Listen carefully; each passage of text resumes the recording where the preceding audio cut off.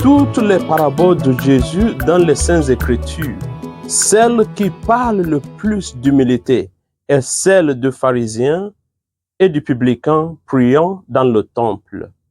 C'est la parabole que nous méditons dans l'évangile d'aujourd'hui.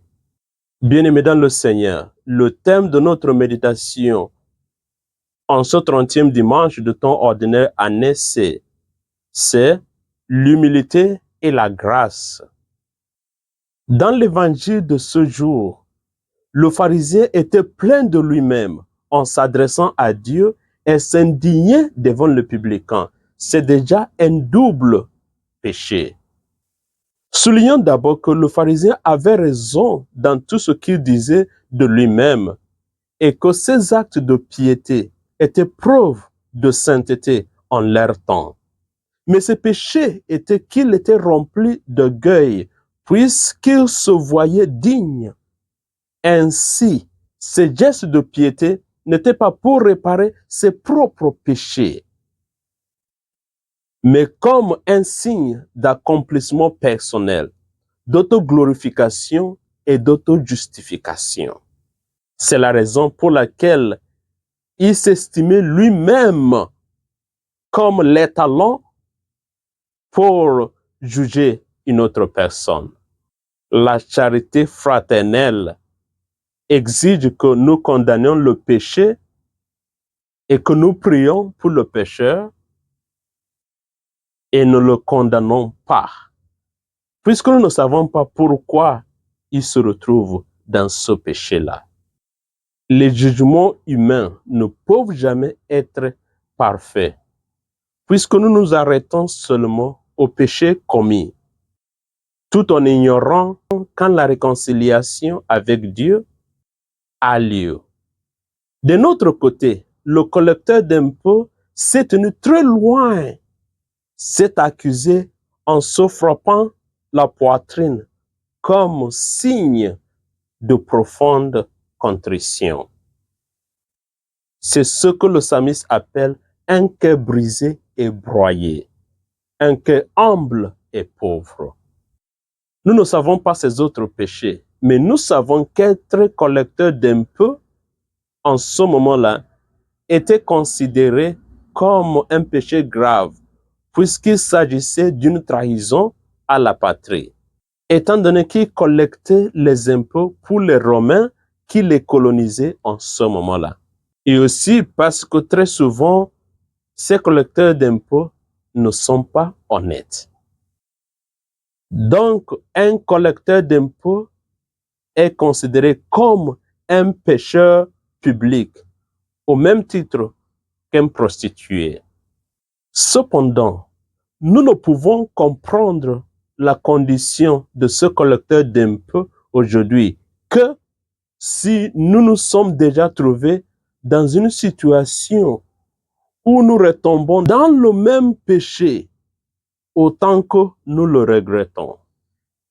Saint Paul en avait fait l'expérience et il a affirmé: le bien que je veux faire, je ne le fais pas. Mais le mal que je ne veux pas faire, je le fais. C'est une réalité de la vie humaine. Cependant, cette parabole de Jésus aujourd'hui n'est ni une exaltation de la vie de péché, ni un découragement de la vie de sainteté et de la piété. Le message que Jésus voudrait passer se trouve dans la dernière phrase de l'évangile de ce jour. Jésus affirme: celui qui s'élève sera abaissé et celui qui s'abaisse sera élevé. La première lecture souligne la relation d'amour entre Dieu et les pauvres de cœur, les humbles. L'humilité ou la pauvreté de cœur ne nous empêche pas de reconnaître nos petits efforts et succès, tant physiques que spirituels. Mais il nous aide aussi à reconnaître que ce sont des produits de la grâce de Dieu. Dans la deuxième lecture, Saint Paul était un exemple concret.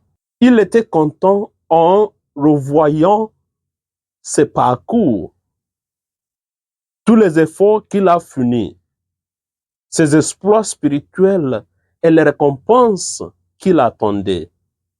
Mais dans tout cela, Paul reconnaît que ce n'était pas de sa force humaine uniquement. Il affirme, « Le Seigneur était à mes côtés et il m'a donné la force. » Bien-aimés dans le Seigneur, soyons humbles pour tous les biens que nous recevons dans cette vie. Car ce ne sont pas que de nos efforts, tout simplement, mais ce sont les manifestations de la grâce de Dieu. Si nous nous retrouvons chrétiens aujourd'hui, soyons-en reconnaissants, car c'est une grâce. Et ne jugeons pas les non-croyants, mais prions pour eux.